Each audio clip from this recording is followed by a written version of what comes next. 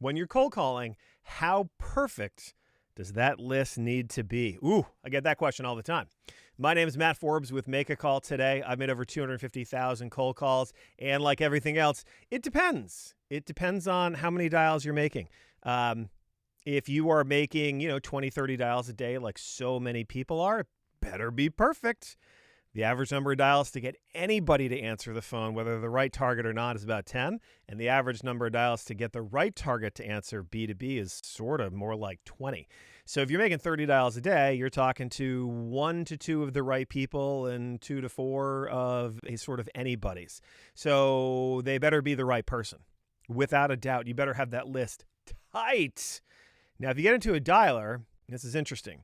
Do you need a good list? You definitely need a good list, right? If you load a bunch of, terrible people, you're going to have terrible conversations. But the way that I like to describe it is, look, you got to be in the right ballpark and you got to be in the right section of seats.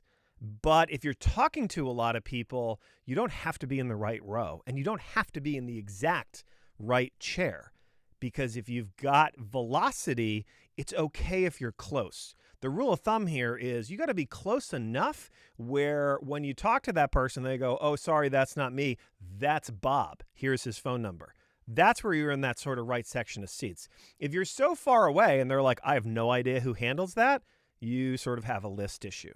So when you can do some scale, it doesn't have to be as precise. The inverse is true as well, though. A lot of customers are like, I don't know who to talk to. I want to go talk to an IT director of a Fortune 1000 company. And you go and you look in ZoomInfo or Apollo or Seamless, and you're like, yeah, there's 79 of them. What do? You pick up the phone, you make a call, and if 2 different people tell you it's Bob, it's probably Bob. Rent's due. Make a call.